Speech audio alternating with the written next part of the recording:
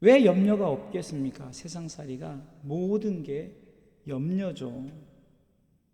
참 우리가 일상생활에서 가장 많이 하는 것이 우리도 모르게 참 우리 그 삶 속에서 참 염려를 굉장히 많이 합니다. 버스를 내가 타야 되는데 놓치면 어떡할까? 또 그 버스가 뭐 문제가 있으면 어떡할까로 시작해서 좀 어떤 불감증이 있는 사람들은 참 저 지나가는 차가 나한테 달려오면 어떻게 할까? 좀 생각 안 해도 하는 염려까지 하는 게 참 염려의 세상을 우리가 살아가고 있습니다. 근데 문제는 이 염려하게 되면은 어떤 일이 생긴가 했더니 근심하게 된대요. 근심하게. 잠언서 15장 13절에도 보니까 근심했더니 심령이 상하게 되어지더라. 심령이 상하게 되어지더라. 좀 깊이 말하면 한번 읽어보겠습니다. 마음의 즐거움은 얼굴을 빛나게 하여도 마음의 근심은 심령을 상하게 하네. 그러니까 염려를 했더니 근심이 다가오고 또 이 근심은 마음을 상하게 할 뿐만이 아니라 또 잠언서 17장 22절의 말씀에도 보니까 이 근심은 뼈를 마르게 한다. 그래서 대부분 암 환자들이 참 이렇게 살이 쭉 빠지고 그렇게 뼈만 보이는 현상들이 뭐냐면 암을 가졌기 때문에 참 이게 마음에 평안함이 없고 참 내가 이제 곧 죽는구나 이렇게 근심하게 되니까 결국은 뼈로 마르게 하는 일까지 벌어져요. 그런데 우리가 성경을 통해서 염려하지 말래요. 오늘 6조 말씀에도 아무것도 염려하지 말래요. 좀 우리가 이렇게 얘기해서 아니 어떻게 아무것도 염려를 안 할 수가 있겠습니까? 아무것도 염려를 안 할 수가 있겠습니까? 이렇게 우리는 답변을 할 수가 있죠. 그런데 우리는 땅의 삶을 살면서 염려를 안 할 수는 없지만 그러나 우리가 염려를 통해서 함이 유익이 되지 않기 때문에 성경은 염려하지 말라는 거예요. 우리가 잘 아는 마태복음 6장 25절에도 우리의 삶을 그대로 예수님께서 대변을 해줍니다. 우리의 인생의 삶에서 우리는 항상 이렇다라고 마태복음 6장 25절에 이렇게 우리 한번 읽어볼까요? 그러므로 내가 너에게 이르노니 목숨을 위하여 무엇을 먹을까 무엇을 마실까 몸을 위하여 무엇을 입을까 염려하지 말라. 목숨이 음식보다 중하지 아니하며 몸이 의복보다 중하지 아니하냐. 이렇게 얘기하면서 하나님이 26절 공중의 새를 보라. 심지도 않고 거두지도 않고 창고에 모아 들이지도 아니하되 천부께서 너희들을 다 책임져 준다라고 26절에 말씀하고 있습니다. 그러면서 후반부에 보니까 너희는 이것들보다 귀하지 아니하냐 이렇게 말하는 거예요. 이게 염려란 것이 우리가 왜 염려를 하는가 했더니 우리가 하지도 말아야 할 염려들을 하는 게 우리가 이렇게 우리도 모르게 되어지는 염려라는 거죠. 예수님께서는 하나님께서 땅의 모든 만물들도 책임을 져 주는데 하물며 너희들이 왜 책임을 지어주지 않겠느냐? 누가? 전능하신 하나님께서. 참 우리가 인간이 태어났을 때 뭐 들고 온 사람은 아직까지 지구상에 한 명도 없어요. 그렇죠? 그리고 우리가 죽을 때도 뭐 가지가라고 뭐 노잣돈 준다고 그러죠. 믿지 않는 사람들은 뭐도 주고 주지만 전에도 말씀드렸죠. 괜히 그곳에 보물 집어넣으면 그 다음날 누군가 다 파헤쳐가니까 괜히 문제가 되죠. 그러니까 우리는 공수래 공수거의 인생을 사는데 그럼 왜 우리가 염려하게 되느냐? 제가 한번 저도 생각을 해봤어요. 저도 참 염려를 많이 해요. 오늘도 참 저는 이렇게 기차를 타거나 뭘 타면 그냥 늘 타던 사람이면 딱 5분 전에 가서 탈 수 있게끔 하는데 저는 저도 모르게 한 30분 전에 가요. 차라리 거기서 기다리지 이런 생각이에요. 저는요. 어차피 여기서 그냥 앉아서 30분에 가느냐 그냥 좀 일찍 나가서 거기서 그냥 여유 있게 기다리 무슨 일이 있을지도 모르니까 이게 그것도 어떻게 보면 작은 염려 중에 하나죠. 우리가 태어날 때 아무것도 들고 오지 않았지만 여러분들 지금 최소한 걸치고 있어요. 그렇죠? 최소한 걸치고 있단 말이에요. 그 여러분들 여기서 지금 현재 물론 기아의 문제로 굶어 죽어가는 지구상의 사람들도 있지만 그러나 대부분 참 우리가 대한민국만 해도 굶어 죽는 사람이 많은 게 아니라 음식물 쓰레기가 몇 조에 달하죠. 제가 얼마 전에 진짜 그 CBS에서 정말로 어려운 나라 이렇게 보니까 그 음식물을 버리니까 아이들이 가서 그것을 이렇게 주워서 이렇게 먹는. 참 우리는 먹지 못할 것들을 그러면 버리는 사람도 그 나라 사람들이에요. 그러니까 빈부의 격차가 심할수록 사실은 후진국일 뿐이지 뭐 후진국이라 해서 못 사는 사람이 아니라 가진 자들은 엄청나게 가지고 있어요. 그게 격차가 심한 게 후진국이죠. 그러니까 왜 우리가 예수님께서 그 자연의 섭리를 통해서 너 입는 것 염려하지 말라 28절에 오늘 마태복음 6장 28절에 그러니까 야 백합화도 얼마나 멋지게 입느냐. 그러니까 솔로몬의 모든 영광도 이 꽃보다 못하다라고 계속 말씀하고 있는 29절에. 그런데 그것도 아무 소용없다는 거예요. 30절에 오늘 있다가 내일 아궁이에 던지는 들풀도 아무것도 소용없는. 그런데 하나님은 그것조차도 우리가 하나님께서 입힌다는 거예요. 버려질 것이지만 입혀준다는 거예요. 잡아먹힐 것이지만 그래도 저들에게 살 때까지 모든 만물을 살게 하신다는 거죠. 한마디로 말하면 25절에 했던 먹을까 마실까 뭐 이렇게 이 삶을 통해서 그거 염려하지 말아라. 그러면서 이것들은 누가 구하는 것이라고 이렇게 말합니까? 32절에 이는 다 이방인들이 구하는 것이다. 너희 천부께서 이 모든 것이 너에게 있어야 할 줄을 아시느냐. 이 말씀은 바로 이겁니다. 그리스도인들은 최소한 하나님께서 책임져 주신다라는 믿음을 가지라는 거죠. 참 우리가 삶의 위기를 얼마나 많이 만납니까? 정말 많이 만나죠. 여러 가지 힘들고 어려운 일을 만나요. 고비도 만나고. 대한민국 이 나라 자체도 6.25란 전쟁을 통해서 그냥 전국이 그냥 쑥대밭이 됐어요. 근데 놀랍게도 몇십 년 안 돼서 엄청난 나라가 되니까 세상 사람들이 저게 진짜 대한민국 맞아? 6.25 전쟁이 일어난 나라가 맞아? 할 정도로 엄청나게 발전을 거듭했어요. 만약에 저들이 그냥 우리나라는 끝났어 하고 염려하고 근심했다면은 아마 나라 자체가 끝났을 겁니다. 우리가 잘 아는 베트콩 아시죠? 베트콩.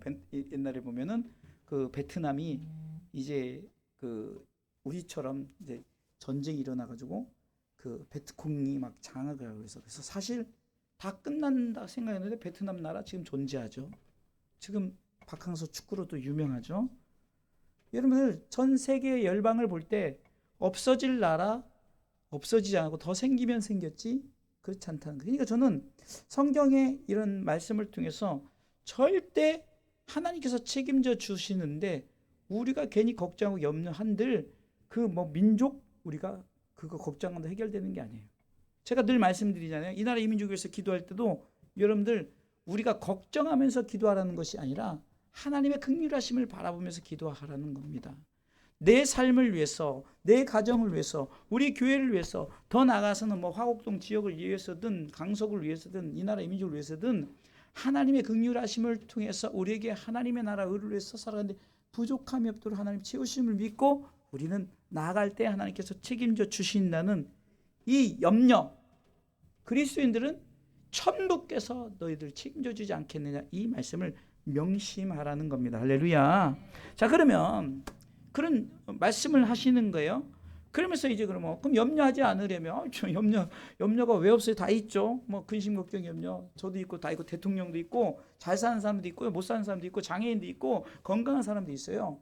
막 육체미를 막 뿜뿜 자랑하는 미스터 코리아, 미스 코리아 막 다 있어요. 염려 없는 사람 없어요. 그런 방법이, 그러면 염려하지 않으려면 뭐 방법이 있겠죠. 오늘 첫 번째는 따라서 하세요. 염려하지 말자. 아니 저도 첫 대집 이렇게 놓고 제가 웃었어요. 염려하지 않으려면 염려하지 말자. 야 이거 진짜 무슨, 아니 우리 상욱이가 웃을 거야. 아 목사님 그거 당연한 거 아니에요? 염려하지 않으면 염려하지 말자. 염려하지 말자 이렇게 나와 있어요. 제가 전에도 말씀드렸죠. 어떤 어린아이가 종이를 계속 찢는데요. 이게 실제 있었던 일이에요. 종이를 찢으니까 사람들이 얘가 왜 종이를 찢으라고, 각 전문가들이 얘에게 다른 방법, 이 방법 저 방법 다 해서 해도 얘가 계속 종이 찢는 거예요. 근데 어떤 사람이 와서 야 너 종이 찢지 마 했대요. 그때 그다음부터 안 찢었대요. 그러니까 너무 간단한 건데 우리는 그것을 어떤 뭐 과학적으로 따지고 무슨 요즘 행동학적으로 따지고 무슨 정서적으로 따지고 얘가 뭐가 있었나 없었나 이런 걸 따지는데 그거 하지 마. 그거 하지 마. 저도 우리 상호에게 우리 목사님도 하지 마. 이거 하지 마. 그러면 안 하잖아요. 간단하게 하지 마. 근데 얘가 상처받으면 안 돼. 뭐 있으면 안 돼. 뭐 이런 거 따지고 저것도 따지면 그냥 이렇게 하다가 우회하다가 오히려 얘가 간단한 방법이 있는데, 그러니까 성경이 조건이 있어요. 염려하지 않으려면 염려하지 말라. 그런데 조건이 있다는 거예요. 그냥 염려하지 말라가 아니에요. 이게 염려하지 않으려면은 방법이 있다는 거예요. 방법이. 자, 오늘 4절 말씀 읽어보겠습니다. 4절. 빌립보서 4장 4절. 여러분 성경 시작. 주 안에서 항상 기뻐하라. 내가 다시 말하노니 기뻐하라. 할렐루야. 제가 전에 어떤 부흥회를 갔어요. 어떤 집회를 갔더니 기쁨 전도사 우리 노회 때 있었나? 근데 그분이 일부러 웃으라는 거예요. 웃어라 그냥. 한번 여러분 해볼까요? 한번 웃어보세요. 시작. 아니 막 일부러 웃어보세요. 근데 그거를 실질적으로 아무한테나 가서 막 내가 그 사람 막 그렇게 웃었대. 그러니까 그 앞 사람이 웃을 수밖에 없는 거예요. 그 모습이 웃기도 하고, 그리고 실질적으로 그렇게 웃어봤더니 진짜 근심이 다 사라지고 그냥 그래. 이게 힘들죠. 이것은 힘들면서 이게 참으로 어려우면서도 또 힘들지만 했더니 염려가 사라지더라. 염려가 사라지더라. 그런데 한 가지를 더 붙였어요. 주 안에서란 말이 있어요. 주 안에서.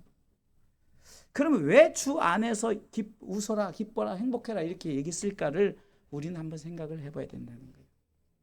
저번에 한번 저희가 데살로니가전서 5장 16절을 통해서 항상 기뻐하라 그 이유를 얘기했죠. 왜 기뻐해야 돼요? 내가 구원받았으니 내가 기쁘지 않은 상황이에요. 내가 힘들고 어려운 상황이에요. 그래도 내가 그 구원의 감격에 의해서 기뻐해야 된다라고 제가 말씀을 드렸어요. 그래서 우리가 주 안에서 항상 기뻐하라는 것은 뭐냐? 내가 근심, 걱정, 염려 이건 세상 것들이지만 내가 정말로 하나님 나라를 사모하면서 바라본다면은 내가 그 중심으로 내가 바라본다면 내가 지금 아이고 잘 먹고 잘 살았는데 갑돌이 아니 갑순이 남편 갑돌이는 돈 엄청 버는데 우리 남편은 돈도 못 벌어다 주고 이렇게 하면요 그냥 염려가 끝이 없어요. 근데 우리 남편이 돈을 못 벌어도 우리 남편이 신앙생활 열심히 해요. 우리 남편이 정말 믿음으로 살아요. 우리 가정이 그렇게 믿음으로 살아요. 정말 떡 한 조각을 가지고도 정말 육선이 가득한 집은 싸우는데 떡 한 조각 나누려고 해요. 막 그리고 서로 막 그렇게 해요. 저는 우리 주사랑교회 모습이 가끔 그런 모습을 볼 수 있어요. 서로 나누고 함께하고 우리 사모님이 오늘도 조금씩 이렇게 나눠주는 것들이 제가요 오늘 타고 왔잖아요. 저 천안에서부터 전철을 탔어요. 그래서 여기까지 왔어요. 그러니까 우리 사모님이 진짜 고생한다를 알겠더라니까. 나는 편안하게 천안에서 앉아서 오는데도 되게 불편하더라고요. 그리고 지루하기도 하고 또 이제 오늘 목사님들하고 오면서 얘기하면서 왔으니까 좀 그렇긴 하지만 그러니까 내가 경험을 해보니까 이게 참 쉬운 일이 아니구나 이렇게 느껴지는 거예요. 이게 서로 그것을 경험을 해보니까 서로 나누게 되는 거죠. 그러니까 우리 주사랑교회가 서로 참 하나님의 나라에 대한 그 기쁨, 좀 내가 상황은 힘들고 어렵다 할지라도 하나님의 나라의 기쁨은 서로 우리가 기뻐할 수 있다는 거예요. 육은 기뻐하지 못할 상황에도 영은 기뻐할 수 있다는 거예요. 그런데 놀랍게도 영이 기뻐하면 내 영이 주를 찬양합니다. 내 영이 기뻐하면 육이 기뻐하게 되어진다는 거예요. 그것이 전에 제가 한번 이런 얘기를 했죠. 사울 왕이 있죠. 사울 왕이 이중 영계설. 제가 그 신학교 때 그 어떤 그 발표를 하는데 그 강사 목사 저기 교수님이 이중 영계설에 대한 얘기를 해주더라고요. 이 말은 아주 간단해요. 내가 땅에서 화내면 하늘이 화를 낸다는 거예요. 그러니까 내가 땅에서 기쁨이면 하늘이 기쁨이 된다. 옆 사람에게 하하하 호호 하면 옆 사람이 하하호호 한다는 건데 옆 사람에게 막 인상 쓰고 그러면 옆 사람이 왜 인상 써 이러면서 심지어는 갑자기 차 운전하다가 인상 쓰고 그러면은 얼마 전에 어떤 사람이 갑자기 뛰어내리더만 막 무서운 일이 우리 눈앞에 벌어져요. 이게 이제 이중 영계설이라고. 내가 기뻐하면 하늘이 기뻐해요. 할렐루야. 그러니까 이 사울 왕이 화를 냈단 말이에요. 그리고 시기 질투를 했어요. 이게 어떤 일이 벌어졌어요? 악신이 맺어요. 악신이. 그러면 사울 왕이 처음부터 악신의 사람이었느냐? 아니에요. 성령의 사람이었어요. 그런데 사울 왕이 화를 냈더니 다시 말해서 주 안에서 기뻐하지 않고 땅에서 무슨 문제를 가지고 그것을 문제 삼아서 다윗이 만만이라는 소식 앞에 자기가 왕권을 빼앗길까 봐. 또 한 예를 들게요. 예수님 당시에 예수님이 이제 그 태어난다는 그 동방박사의 그 메시지.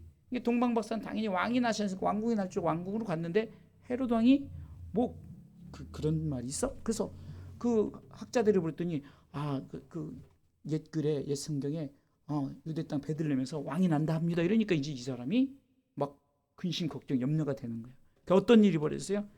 그 연수를 계산해서 2살 이하의 아이들을 다 죽여버렸잖아요. 이게 바로 무서운 거예요. 나만의 문제가 아니라. 그래서 성경은 염려하지 마라는 것은 조건인데 주 안에서 기뻐해 봐라는 거예요. 한번 주 안에서 기뻐해 봐.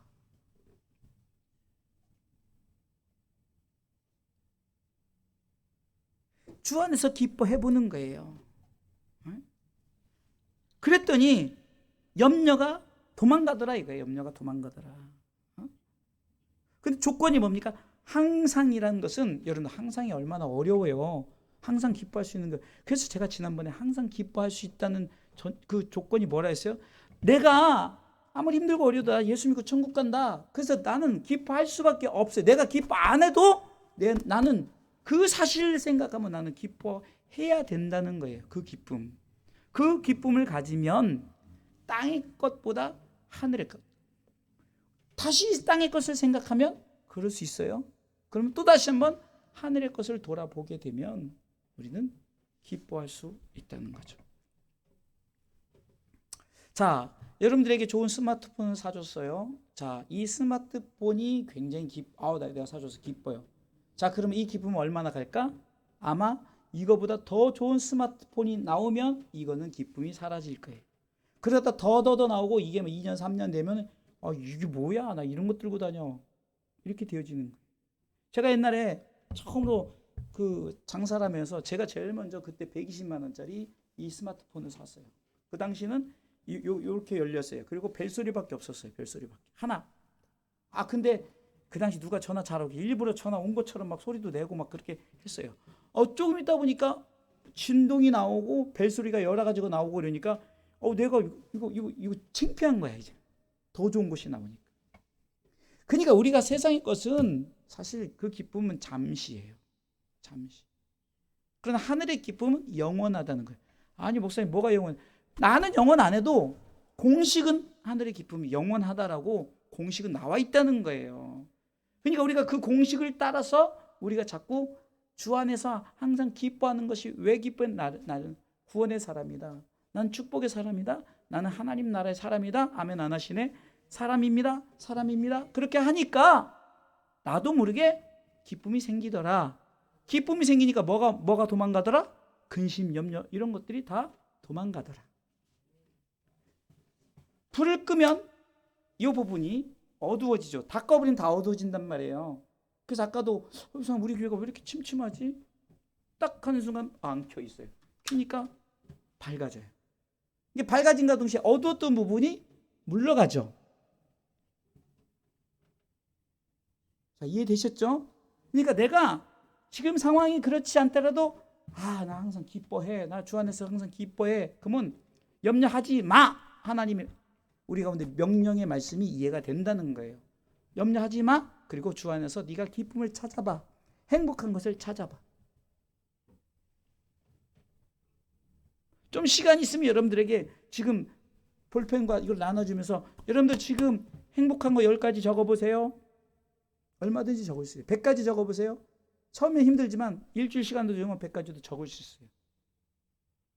이게 행복을 찾으면, 기쁨을 찾으면 얼마든지 많아요. 그런데 땅의 것들의 기쁨이라 가장 그냥 원초적인 기쁨, 내게 가장 필요한 기쁨, 그것이 뭡니까? 내가 하나님 나라에 구원받은 백성이다라고 생각하면 땅의 것은 우리 가운데 비록 우리를 힘들게 어렵게 하지만 그러나 그것이 점점점 사라지게 되더라. 이것이 바로 오늘 성경의 원리. 염려하지 않으려면 염려하지 마. 조건은 주 안에서 항상 기뻐해입니다. 할렐루야. 그래서 이 기쁨의 모습을 가지고 살면은 내 삶 속에 하나님의 영광을 선포하게 되어 있는 거예요. 그래서 찬양하라 내 영혼아, 내 속에 있는 것들아 다 찬양하라. 왜 찬양하냐? 내 삶 힘들어 죽겠는데 찬양하라. 이게 찬양이 나오겠냐고요. 그러면 이미 고백을 할 수가 없는 거예요. 오늘도 노예 임원 회의를 통해서 이제 예배를 미리 드리잖아요. 예배가 굉장히 은혜스러웠어요. 근데 노회장님 목사님이 이런 말씀하더라고요. 우리가 정말 예배를 드리면서 하나님의 편에 서서 예배를 드리는가? 다시 말해서 내가 하나님 입장으로 예배를 드리는가? 골똘히 한번 생각해 봤어요. 헌금 준비하는 거, 의복, 그런 여러 가지. 의복은 오늘 일부러들 다 편하게 입고 오셨어요. 근데 의복의 그 외적 의복이 아니라 지난번에 제가 말했던 거룩한 세마포를 입었는데 성도들 옳은 행실을 이 의의 세마포의 옷을 입었느냐 그 옷을 얘기하는 거죠. 오늘 목사님 내가 옷 이렇게 안 입었다고 그거 아니라는 거 항상. 그러면 내 삶 속에 기쁨이 가득한 모습이 세워지니까 내 삶 속에 내 삶이 찬양의 샘이 넘치게 된다는 거예요. 찬양의 샘이.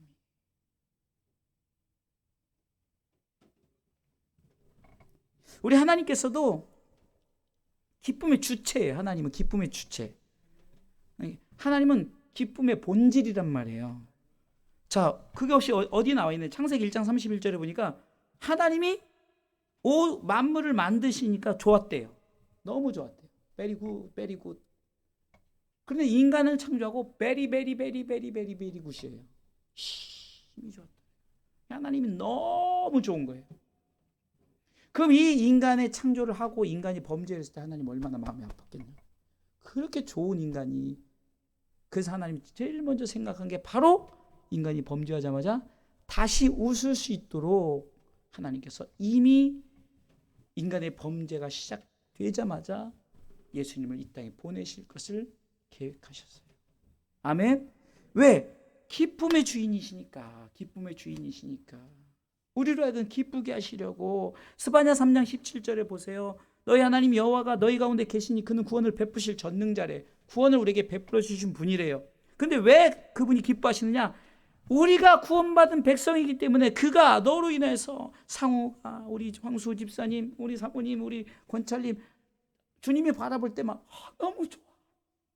주님이, 저도 여러분들 예배 이렇게 이쁘게 드리니까 좋은데 주님이 너무 좋아. 너무 좋아. 그러면 주님이 기쁨의 주차에서 맨날 너무 좋아만 하지 예배 안 드리면 하나님이 너무 화가 나요. 그래서 그걸 표현한 게 자기들 생각대로 자기의 소견대로 주니까 하나님이 화가 나죠. 그래서 내버려 두는 거예요. 사사시대 때 그랬거든요. 그냥 그 이방 나라 블레셋이나 미디안 이런 데를 통해서 막 힘들고 어렵게 내버려 두는 거예요. 그러니까 살려주세요, 살려주세요. 내가 이제 다시 예배 잘 드릴게요. 나 이제 신앙생활 잘 할게요. 그러니까 하나님이 그 주의종을 딱 보내, 사사를 보내주잖아요. 주의종을 딱 보내서 딱 그러니까 또 예배 잘 드리다가 또 그냥 아이고 좀 힘들고 어려우니까 자기 마음대로. 제가 일부러 예배 표현하는 이유가 있어요. 예배가 얼마나 중요한지, 정말 예배가 얼마나 중요한지 몰라요. 우리 아이 보세요. 나중에 얼마나 잘 성장하는지. 예배 잘 드린 아이들은요 정말 하나님께 잘 성장이 되어 있어요. 공부가 아니에요. 중요한 것은 하나님이 우리를 통해서 왜 기뻐했느냐 이걸 알아야 돼요. 주 안에서 기뻐하는 것은 주님이 항상 기뻐. 우리가 구원받은 백성으로서 기뻐할 때 하나님이 더 기뻐하시는 줄 믿으시기 바랍니다. 그러나 우리가 구원받은 자로서 기쁨을 갖지 못하고 자기들의 마음대로 자기의 소견대로 막 그렇게 하니까 힘들고 어렵죠. 그러니까 자꾸 기쁨을 잃어가니까 하나님이 속이 상한 거예요. 그래서 하나님이 독생자들 예수 그리스도를 보내주신 이유는 우리로 하여금 주 안에서 항상 기뻐하게 하시기 위함인 줄 믿으시기 바랍니다. 자, 염려하지 않으면 어떻게 해요? 염려하지 마. 조건이 주 안에서 항상 기뻐해 봐요. 우리가 아이가 있으니까 조금 편하게 말하는 거예요. 그러니까 염려하지 말고 한번 이렇게 한번 해보자. 주 안에서 항상 기뻐해 보자. 그럼 기쁨 왜 기뻐하느냐? 주님이 나를 구원해 주셨기 때문에. 난 하나님 나라의 백성이기 때문에. 두 번째, 염려하지 않으려면은 제가 좀 반말 넣을게요. 하나님이 입장에서 기도해. 기도하면 되잖아. 근데 뭐 당연한 거 아니겠어요? 기도하면 되지. 정답을 우리는 다 알아요. 자, 오늘 6절 말씀해 보세요. 자, 읽습니다. 빌립보 4장 6절 같이 읽습니다. 아무것도 염려하지 말고 오직 모든 일에 기도와 간구로 너희 구할 것을 감사함으로 하나님께 아뢰라. 여러분 보세요. 오직 모든 일이라고 했어요. 오직 모든 일. 자, 우리가 모든 일에는 나의 일이 있고 하나님의 일이 있어요. 그렇잖아요? 나의 일이 있고 하나님의 일이 있단 말이에요. 그러면 우리가 좀 작게 봐서는 나의 일도 모든 일, 나의 모든 일, 이것은 어쩌면은 나를 위한 기도죠. 나를 위한 기도. 그럼 하나님의 모든 일은 너무너무 간단해요. 복음입니다. 모든 사람이 구원받는 거예요. 너무 간단해. 그러니까 우리는 우리의 모든 일들은 너무 구할 것이 많아. 이것도 많고 저것도 많고 이것도 많고 이것도 많고. 그러나 하나님은 복음 딱 하나예요. 복음 하나. 그러기 위해서 전도하고 그러기 위해서 뭐 성전 건축에서 성도들이 예배할 장소도 마련되고 이러지만 그러나 최종 목적지 목표는 복음이란 말이에요. 하나님의 모든 것은 딱 한 가지예요. 그럼 우리가 여기서 제가 기도하라 그러면 무엇을 기도하라라는 걸까요? 하나님의 모든 일. 뭐죠? 복음을 위한 기도. 이 설교는 제가 목회 14년 했으니까 몇 번 얼마나 했겠냐고요. 여러 번 했어요. 근데 뭔가 또 다른 시각으로 생각을 해보는 거예요. 자, 그러면 오직 모든 일에 기도와 간구로 너희 구할 것을 감사함으로 하나님께 아뢰라 했는데 우리가 왜 만족스러우지 못하느냐. 그러니까 하나님 앞에 내가 기도할 제목은 왜 이렇게 많은지 이것 들으면 이것 끝나고 이것 끝나고 끝이 없어요. 그래서 이것은 늘 우리가 말씀도 들었고 생각했던 부분이니까 그러면 하나님의 모든 일에 대한 간구는 복음을 위한 기도니까 얼마나 간단합니까? 얼마나 간단해요. 그러니까 이 복음이란 이 핵심 속에 이 복음은 굿 뉴스예요. 그래서 기뻐할 수 있는 그 하나의 조건이죠. 이것 때문에 우리가 기뻐할 수 있다는 거예요. 이거 한 가지 놓고 우리가 기도하자는 거예요. 이거 한 가지 놓고 내 삶에 그런 삶이 되기를 위해서. 그러니까 부담을 안 주는 거예요. 공부 못한 사람들에게 공부에 대한 부담 주면요 공부하기 싫어요. 공부 못하는데 어쩌란 말이에요. 제가 그랬어요. 공부 못하는데 공부하라니까. 나는 기타 치고 싶은데 뭐 왜 자꾸 공부하라 그래? 막 기타만 쳤어요. 그런데 복음이라는 것 중심 하나 딱 가졌더니 저 그래도 어디 가서 무식하다는 소리는 안 들어요. 왜 그냥 자꾸 설교 준비하다 보니까 유식해질 수밖에 없어요. 자꾸 자료 보고 이렇게 보고 뭐 한문 나오면 또 그 검색해보고 또 이렇게 보고 이러다 보니까 내 나름대로 조금 박식해지더라고요. 아는 것이 많아지더라고요. 중요한 것은 자꾸 우리가 내 자신의 최종 목적의 기도는 무엇일까? 그래서 우리는 그러죠. 하나님의 영광을 위한다는 거죠. 그러면 하나님의 영광을 위한 가장 그러니까 중심 사상을 갖고 있으면 오늘 밤에 기도가 너무 편해요. 그 한 가지만 놓고 기도하면 그것이 뭐냐? 복음을 위한 기도를 하자. 그러면 육적인 염려가 사라지더라. 아멘. 자, 보세요. 첫 번째 뭐냐니까 주 안에서 기뻐해. 그러면 하나님의 나라에 우리가 소망을 갖고 기뻐하면서 두 번째 요건이 그러니까 그 나라를 위해서 기도해. 마태복음 6장 33절에 보겠습니다. 예수님께서 지금 이 염려된 부분을 마태복음 6장에서 아까 계속 얘기했잖아요. 이러쿵 저러쿵 요러쿵 다 얘기하면서 결론을 내린 게 바로 이거예요. 자, 읽어보겠습니다. 너희는 먼저 그의 나라와 그의 의를 구하라. 그리하면 이 모든 걸 너희에게 더하시리라. 아멘. 자, 보세요. 제가 지금 말하는 시각을 보세요. 예수님께서 하신 말씀이에요. 야, 너 땅의 것 염려 근심하지 말고 너 주 안에서 기뻐해. 구원받은 자 기쁨을 가지고 하나님 나라 소망을 갖고 기뻐해. 그러면서 너 이제 기도해. 무엇을 위해서 기도해? 내 나라와 내 의. 내 의는 예수, 모든 사람이 예수 믿는 거예요. 하나님의 의는. 예? 그래서 우리가 의로워졌으니까. 자, 그런데 그렇게 기도해. 그러면 내가 더해 줄게. 저는 하나님의 나라 의를 위해서 제가 굉장히 설교 때마다 강조하는 부분이에요. 근데 하나님이 그리하면 이 모든 걸 너에게 더하시리라는 이것을 나는 경험을 했어요. 아니, 목사님이 뭐 돈도 없고 뭐 저렇게 살면서 뭘 더. 그건 그런 기준이 아니라니까요. 내가 이렇게 했더니 하나님이 채워주더라를 얘기하는 거예요. 그러면 채운 게 하나님이 막 갑자기 나한테 막 100만 원, 1000만 원 1억을 주더라 이게. 이러니까 맨날 땅의 것에 내가 기도해도 안 돼. 내가 뭐 이렇게도 안 돼. 그러니까 기쁨이 없는 거예요. 근데 그냥 주머니에 그냥 10,000원이 갑자기 생겨요. 그럼 기쁘죠. 아무것도 없는데 10,000원 주면 얼마나 기쁘겠어요? 갑자기 누가 옷을 사줘요? 우리는 이렇게 생각해. 뭐 당연한 거지. 아니라니까요. 하나님의 나라 의를 구해 보세요. 그러면 하나님이 채워 주신다니까요. 할렐루야. 아멘 하세요. 이거는 진짜 해 보세요. 그러면 내가 책임질게가 아니야. 하나님이 책임질게 이런단 말이에요. 하나님 신뢰하란 말이에요. 하나님이 책임져 줄게. 근데 우리가 땅에 거 구하니까 맨날 남들이 거지 새끼라고만 그래요. 자, 우리 교회 구경 이렇게 돈 얻으러 온 사람 있어요. 돈 줘요? 줘봤어요? 뭐 안 줘봤겠어요? 하나 의미 없어요. 그럼 그들에게 이렇게 말합니다. 이번 주일날 와서 예배 드리면 돈 드릴게요. 그러면 자, 1,000원 주세요. 3,000원 드릴게요. 두 번 나면 5,000원 드릴게요. 도 안 와요. 그럼 그들이 진짜 필요한 게 돈일까요? 돈보다 더 귀한 것을 제시했는데도 안 와요. 그러니까 우리는 하나님의 나라 의를 위해서 우리가 기도해야 될 분명한 이유는 그 사람들에게 교회가 돈도 안 주네. 그러고 가요. 그거 우리 책임 아니에요. 교회의 목적이 구제 이렇게 그게 아니란 말이에요. 반드시 빵을 줄 때 복음과 같이 줘야 되고. 할렐루야. 이 대한민국이 정말 힘들고 그럴 때 120년 전에 복음이 들어왔어요. 복음만 들어왔어요. 제일 먼저 뭐가 들어왔죠? 예? 막 빵 나눠주고 초콜릿 나눠주고 기쁨이 뭐니 할 때 돈도 주고 그러면서 뭐 했어요? 지식을 세웠어요. 학교를 세웠어요. 고치는 병원을 세웠어요. 교회를 세웠어요. 빵만 주면 안 돼요. 복음과 나눠줘야 돼요. 그리고 그런 사람들이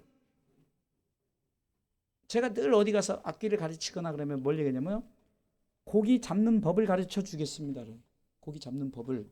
한 곡을 가지고 막 이거부터 여기까지 이렇게 가르치는 게 아니라 이 곡의 원리는 이렇습니다. 이렇게 하고 스킵으로 가르쳐 주면서 이렇게 해야 됩니다라고 제가 여러분이 고기 잡는 법을 가르쳐 줄게요. 그럼 나머지는 여러분들이 고기를 잡으라는 거죠. 고기를 잡으라. 내가 노력하지 않고 고기를 잡으면 절대 고기는 안 잡혀집니다. 하나님의 나라 의를 위해서 기도할 때 내 모든 것이 채워지는 거예요. 이것은 이 경험을 하셔야 신앙생활에 기쁨이 생기는 거지. 교회는 무슨 뭐 얻어먹는 단체가 아니에요. 그 착각하니까 복음이 안 들어가고 그런 사람들이 주다가 안 주면은 비방하고 뭐 교회가 이러네 저러네 막 이렇게 해버려. 그러나 정말 말씀을 가르치며 고기를 잡는 방법을 배우기 때문에 그분은 더 윤택하게, 그러니까 윤택이라고 해서 갑자기 막 부자 되는 거 아니에요? 좀 더 나은 생활을 살게 되는 줄 믿으시기 바랍니다. 그게 바로 저예요. 그게 바로 저예요. 제가 지금 본회장을 나갔어요. 돈 내야 돼요.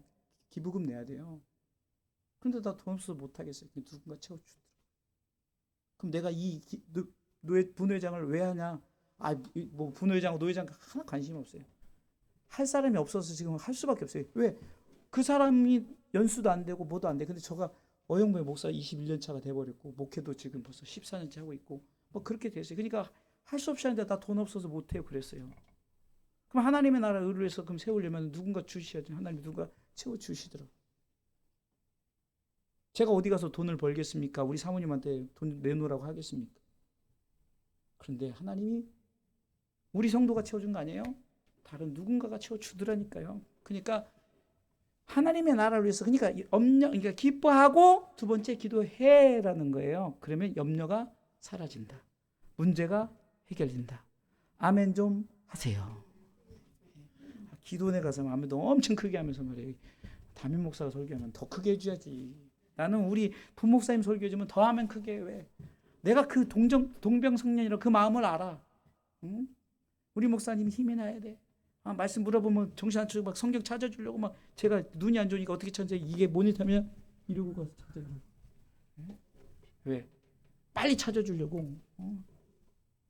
내가 놓쳐서 실수하는 건 괜찮지만 게을러서 실수하는 건 사실 하나님 앞에 범죄 행위라 생각하니까 최선을 다해서 하는 거예요. 목사님도 그렇고 우리 황수 집사님도 그렇고 우리 모두도 예배가 그런 거란 말이에요. 기도해. 예? 기도해. 너무 간단하죠? 할렐루야. 또 명령으로 말할게요. 하나님 입장에서 감사해. 이게 감사해. 그러니까 하나님이 말하는 것은 감사해야 돼 하는 거예요. 명령이에요. 기뻐해. 염려하지 마. 이것은 기뻐해. 기도해. 감사해. 아이 목사님 그 뻔한 설교인데 우리가 그것을 어떻게 받아들이느냐. 우리가 은혜 받을 때 다들 그래요. 다 아는 말씀입니다. 성경에 다 나와 있어요. 근데 왜 은혜 받아요? 그 말씀이 나로 하여금 다시금 동력을 줘요. 새 힘을 줘요. 그래서 이사야 42장 31절은 이 힘을 받았더니 내가 어떻게 됩니까? 막 새 힘을 얻어서 날개 치며 날아간다. 독수리 같이 날개를 치며 높이 할렐루야. 아멘 할 때 사람 말이 아니고 하나님 말씀 지금 했잖아요. 읽어볼까요? 오직 여호와를 앙망하는 새 힘을 얻으리니 독수리의 날개치며 올라가면 같을 것이요 다름질 바래도 곤비치 아니하고 거래가 더 피곤치 아니하고. 제가 지금 오니까 우리 사모님 입장에 대해서 피곤하다. 우리 사모님도 얼마나 피곤해. 나보다 더 피곤하죠? 근데 제가 이 강단에서 쓰니까 피곤이 다 사라지고 은혜가 넘쳐요. 마찬가지 여러분들도 그 입장을 가지고 말씀을 사모하고 그러면 내가 정말 이제는 주 안에서 기뻐해야지. 주 안에서 내가 이제는 기도해야지. 주 안에서 감사해야지. 자세를 가지면요. 내가 어떻게 해야 될 것인가, 어떻게 살아야 될 것인가를 하나님께서 제시해 주기 때문에 삶에 동력이 생긴단 말이에요. 힘이 생긴단 말이에요. 할렐루야. 아멘. 그래서 성경에 보니까 이 감사하는 부분이 이 다니엘서 6장 10절에 정말로 만약에 그 기도하고 기뻐하고 그러면 너 죽어라고 아예 그냥 법령을 만들었어요. 법을 만들어요. 코로나 맞아 마스크 안 쓰면 당신 이렇게 돼 이렇게 법령을 만들었는데도 이 다니엘은 그것을 알고도 다니엘서 6장 10절에 어인 찍힌 것을 알고도 죽을 것 각오하고 사자굴에 들어갈 것 각오하고 어떻게 했다고요? 그는 예루살렘을 향하여 읽어볼까요? 다니엘이 이 조서에 어인 찍힌 것을 알고도 자기 집에 돌아가서는 그 방이 예루살렘으로 향하여 열린 창에서 전에 행하던 대로 하루 3번씩 무릎을 꿇고 기도하면 중요한 건 뭐죠? 기도하면 감사. 다 서세요. 감사. 저는 진짜 모든 게 감사해요. 왜 감사하냐? 감사해요. 그냥 진짜 감사해요. 목회 이렇게 하시는 거 얼마나 감사한지 몰라요. 정말 감사해요. 그리고 목회하는데 성도들 없어봐야 우리 사모님만 듣고 기도 예배해봐요. 나도 솔직히 힘들어. 시골 내려가야지 이제. 처갓집 가서 그냥 장모님하고 그냥 예배 3명이서 예배 드리는 게 낫지. 얘가 그렇다는 거에 간다는 게 아니라, 그런데 여러분들이 있으니 얼마나 행복해요. 여러분들이 있으니까 막 설교 준비도 하고, 또 우리 부목사님이 저렇게 그냥 정말 의리 있게 지켜주고 함께. 여러분들 정말 다 의리 있는 자들, 영적 의리 있는 자. 얼마나 큰 교회, 좋은 교회 가고 싶겠어요. 저 그 입장 이해해요. 나도 큰 목회 하고 싶으니까. 그러나 내게 맡겨진 것에 감사하고 했더니 이것 또한 감사하고 즐겁고 행복하더라. 할렐루야. 그래서 감사는 여러분들이 스스로 해야 되는 거지. 그래서 그럼 우리가 감사를 드리는데, 그러면 그냥 감사를 드리느냐? 감사로 예배를 드리는 거예요. 예배를 통해서 감사를 드리면 하나님, 시편 50편 23절이요. 감사를 드리면서 예배를 드렸더니 하나님이 영광 받으신다. 할렐루야. 감사가 그렇다는 거예요. 감사했더니 한번 시편 50편 23편 3절 읽어보겠습니다. 시편 50편 23절. 감사로 제사를 드리는 자가 하나님을 영화롭게 한대요. 할렐루야. 그 감사를 그렇게 하는 자에게 하나님께서 너 구원해 주겠다. 그러면 이거 구원은 육적 구원과 영적 구원. 이게 영적 구원 이미 받은 자들이잖아요. 그렇죠? 그럼 우리가 좀 더 이 말씀을 우리 속에 받아들인다면, 이것을 히브리적으로 헬라어적으로는 어떤 줄은 몰라요. 근데 그것이 아니라 우리가 이것을 두 가지 마음으로 받아들이냐면, 내가 그렇게 하나님의 구원을 기뻐했더니 하나님께서 땅의 구원도 책임져 주시더라. 할렐루야. 감사하는 자에게, 그럼 어떤 감사? 예배로 감사드리는 자에게.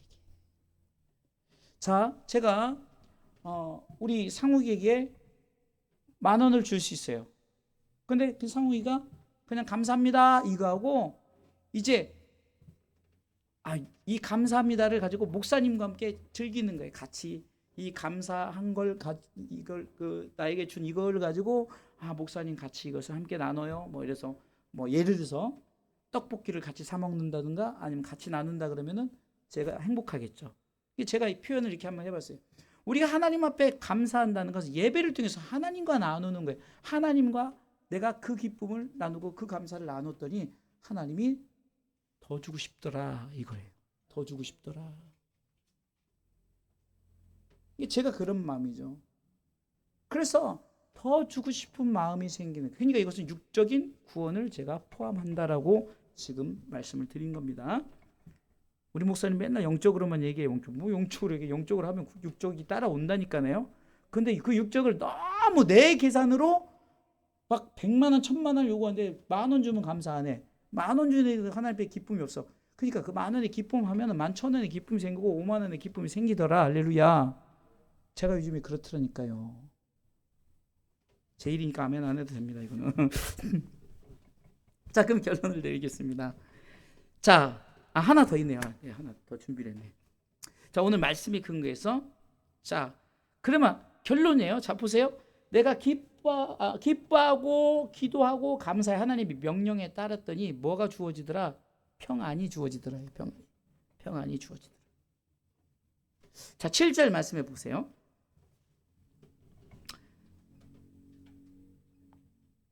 읽습니다. 그리하면 모든 지각에 뛰어난 하나님의 평강이 그리스도 예수 안에서 너희 마음과 생각을 지키시리라. 아멘. 이 말은 네가 기뻐하고 기도하고 감사하면 주 안에서예요. 땅의 것이 아닙니다. 하늘께서도 기뻐하고 구원받은 것에 기뻐하고, 하나님께서 나를 통해서 하나님의 나라 의를 위해서 기도하라는 것에 기도하고, 또한 내 삶의 하나님 앞에 모든 것에 감사하면서 하나님 앞에 예배로 나아갔더니 하나님께서 평안을 주시더라. 평강을 주시더라. 할렐루야. 이 경험을 하시란 말이에요. 그러니까 우리가 예배 후에 짜증난다, 화가 난다 이러면은 평강이 없는 거예요. 그런데 예배 후에 내게 기쁨이 있다. 그러면 하나님의 평강이 우리에게 나타내지는 거예요. 그럼 누구 잘못이에요? 하나님 잘못이에요? 내 잘못이란 말이에요. 내가 아까 이중연계설이라고 했죠. 내가 하나님 똑같이 역사해요. 하나님 똑같이 은혜 주셔요. 하나님 똑같이 우리에게 하나님께 채워주신데, 내가 지금 기뻐하고 기도하고 감사하는 마음이 나도 모르게 말씀 받을 때 생겼는데 요 문 앞에 나가니까 사라지는 거예요. 그러니까 누가 막 시비 거니까 또 싸우고 또. 그런데 우리가 최소한 다음 예배 드릴 때까지는 노력을 해야 된다는 거예요. 노력을. 아무리 누가 긁어도 좀 참는 노력을 하고 그렇게 해야 된다는 거예요. 할렐루야. 다음에 충전할 때까지 여러분들, 자, 재미는 제가 표현을 할게요. 자, 핸드폰을 주세요. 자, 배터리가 30%밖에 안 남아서, 그러면은 충전할 때까지 아껴 써야 되잖아요. 이거 막 계속 켜놓으면 되겠어요? 급할 때만 쓰고 그래서 다음날 내가 충전 장소에 가서 100% 충전할 때까지 내가 어떻게 해요? 이걸 다 아껴 써야 되잖아요. 여러분들이 받은 은혜를 이렇게 좀 여러분 스마트폰 관리만 하지 마시고 이렇게 그 영적인 관리를 하시면 그래서 항상 우리가 어디에 있느냐 여러분 예배 빠지지 않고 한번 함께 우리 예배 빠지지 않고 드려보세요. 이거는 자동적으로 영적으로 훌륭해져요. 하나님 영적으로 세워져요. 이건 자동이에요. 자동. 그러니까 이게 한두 번 갖고 되겠냐고요. 네? 저도 평생 예배 드린 사람인데도 아유 막 화가 나고 막 그런데. 근데 이것이 자꾸 우리가 이러면서 저와 여러분들이 자꾸 배터리를 충전할 때까지 조금 우리가 영적인 것을 좀 아껴 써서 우리가 끝까지 참고 있나 보면 이것이 평강을 내가 유지하는 방법이죠. 평강을 유지하는 방법. 평강은 우리에게 주어졌어요. 근데 평강을 내가 유지하지 못하기 때문에 내가 이 평강이 사라지는 거예요. 할렐루야. 자, 민수기 6장 26절에도 하나님은 평강 주시는 분이에요. 평강 주시기를 원하는데 평강을 우리에게 주셨어요. 근데 이 평강을 내가 지키지 못한 것이 내 책임이다. 하나님 책임이 아니다. 하나님 줬다 뺏었다 한다. 이것이 아니라 내가 그것을 놓치는 거란 말이죠. 그런데 이 평강을 유지하려면 어떻게 되느냐? 기뻐해, 기도해, 감사. 이게 그러니까 염려하지 마라는 전제 조건에 다 들어가 있는 거예요. 염려하지 마라는 전제 조건에 염려하지 말고 기도해. 염려하지 말고 뭐예요? 기뻐해, 기도해, 감사해. 그러면 하나님이 평강을 주시는 줄 믿고 우리 이제는 염려 내려 놓으시기 바랍니다.